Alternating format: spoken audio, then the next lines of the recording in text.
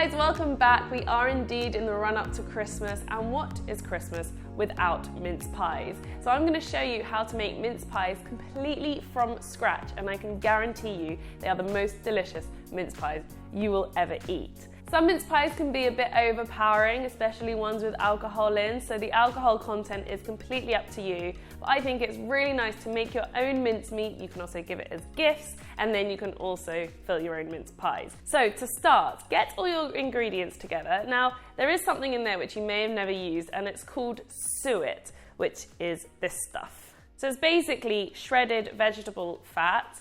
So that goes in the mincemeat and it mixes in really evenly, and then we cook it, and it's a very soft fat to use. You can use non-vegetarian, but it's a fruit filling, so I wouldn't want to be putting animal products in there anyway. So to start, I'm going to cut the apples into really small cubes by peeling them. Chop off the top and bottom, and then cut around the middle. And then I'm just cutting it into really small cubes.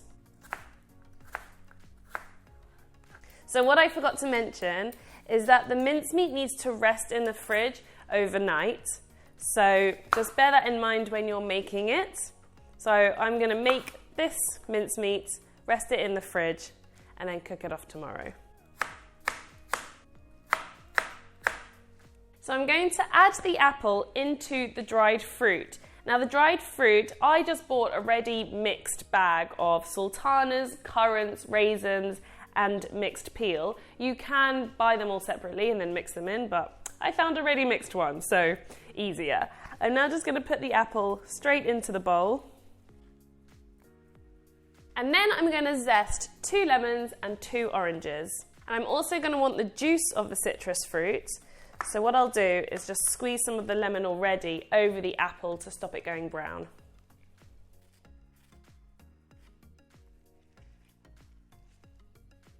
So I'm just going to mix all of the juices and the zest into the fruit.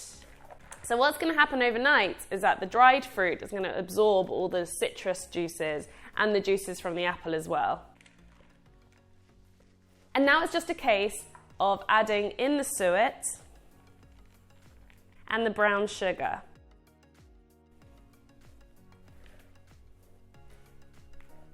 And then finally, I'm going to add the Christmassy flavors. So I've got some mixed spice here, and then some extra cinnamon. And I'm going to mix all of this in until it's completely incorporated. And it smells so Christmassy already, and it's not even cooked. So it's all completely mixed in, and I can see that the juices have dispersed nicely. I'm now just going to cover it with cling film, and I'm going to keep this in the fridge overnight, like I said, for all the ingredients to absorb the juices and the flavors. And then tomorrow I'm going to cook it on a really low temperature for it all to cook and just become a gooey, delicious Christmas mess. So it's going to go in the refrigerator, and I'll see you tomorrow. So the mincemeat has been resting overnight, and I can see that all the juices have been released from the apple, and it's like got really thick already, and it hasn't even been cooked. So I'm just going to give it a mix to make sure that all the juices are evenly mixed in. And then what I'm going to do is actually transfer it onto a baking tray, and it's going to go in a very low oven, and then the suet, which is the fat, is going to melt, and then basically it's going to slightly ferment everything, and it's going to become this lovely gooey mincemeat.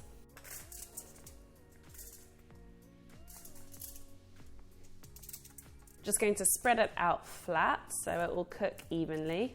So the oven is set to 120 degrees Celsius, so quite low, and it's going to be in there for 3 hours. And every hour I'm just going to give it a mix to make sure that it's cooking evenly. It already smells so cinnamony and festive, and I just can't wait till it's ready because it's going to smell unbelievable. So I will see this in 3 hours' time.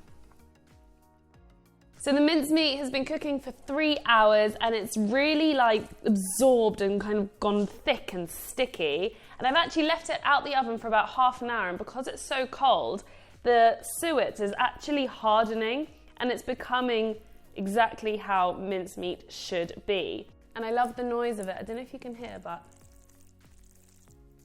it's like squelching. Something really appetizing about that. So what you can do from here is totally up to you. You can then preserve this. You can also add brandy at this stage and mix it through. But if you want to keep it alcohol free like I'm doing, you just don't add it. So I've got a sterilized jar here and I'm going to fill the jar with some and then give it as a gift or leave it for a month or so and then use it later. But I'm going to put the majority into an airtight container because I want to fill mince pies with it, of course, but I obviously can't do that until it's cool.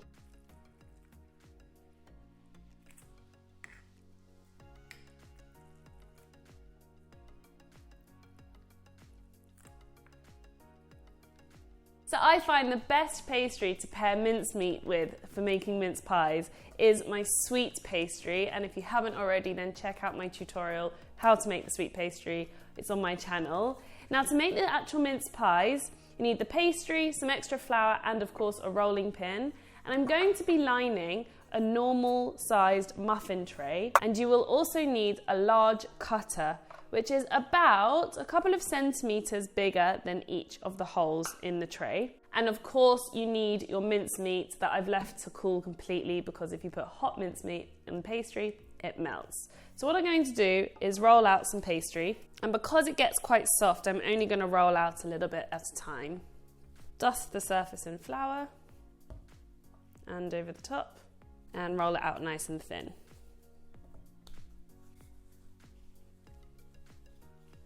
And as always, as I'm rolling, I'm constantly sprinkling a little bit of flour onto the surface because I don't want the pastry to stick.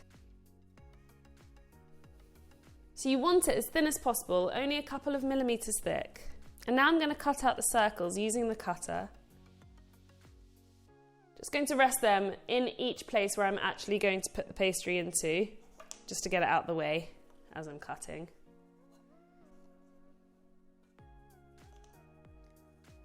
And then what I'm going to do is with my fingers, not my nails because I don't want to damage the pastry, but with the tips of my fingers, gently press the circle of pastry into the muffin tin.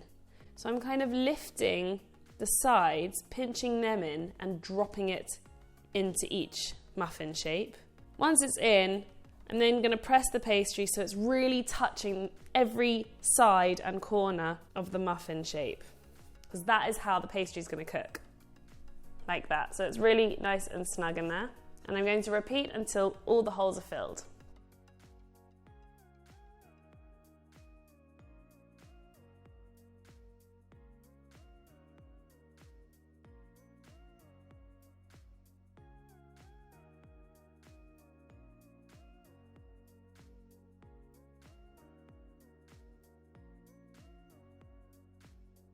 So just a couple of important things. Firstly, if the pastry is too thick, as you push it down into each of the muffin cases, it will get even thicker, which is why it's so important to get the pastry nice and thin when you're rolling it out. But once the whole tray is lined with pastry, you can put your mincemeat in now. And depending on the size of muffin in the tray, depends on how much mincemeat you can put in. So I'm going in with a heaped teaspoon, like that. So it's not completely full to the brim because we're going to put a lid over the top, but it's not too underfilled either because nobody wants a stingy mince pie, do they?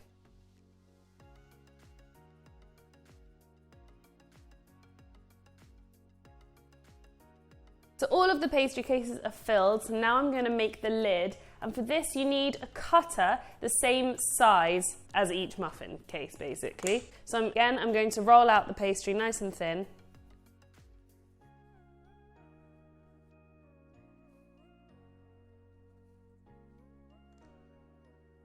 And now I'm going to attach the lid to each pastry case by placing it on top and then pinching the very edges to the pastry case that's already in there. And because the pastry is so soft, it does just stick to itself. And then the final thing to do is just cut a small cross right at the top of the case to let the heat out. Otherwise you get exploding mince pies. If you want, you can also dab a little bit of water around the side of the pastry case for the pastry to stick to.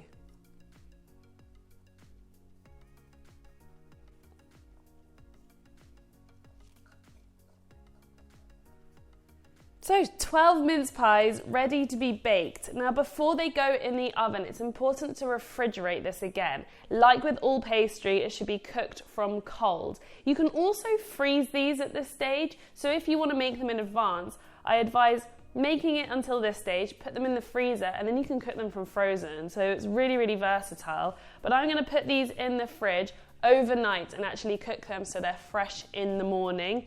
But it just needs a minimum of about 20 minutes, 30 minutes until the pastry is nice and cool before you cook them. So I'm going to pop them in the fridge and we'll cook them fresh in the morning.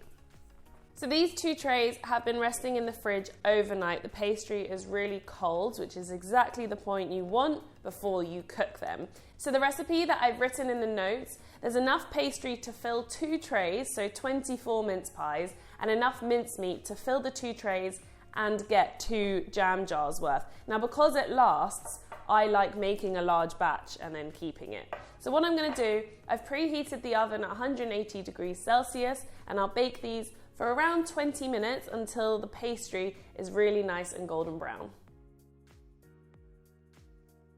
These smell so good. I am so excited to eat one. So what you can see is that some of the lids have actually come away, and that's because I may not have pressed it into the pastry case enough. But the majority look amazing. Some of the mince meat can escape, so it's best to actually get them out the trays as soon as possible. But before I do that, I'm going to sprinkle some caster sugar over the top while they're still hot. Just a thin layer. And now I can take them out the tray. So I'm going to use a palette knife to do this. Look how cute it looks. You notice that I didn't blind bake the pastry. Because the pastry is touching the tin, it cooks really evenly. So there's no need to blind bake them. And as I'm taking them out the tin, I'm just shaking off the excess caster sugar, so it gives a nice even layer of sugar on the top.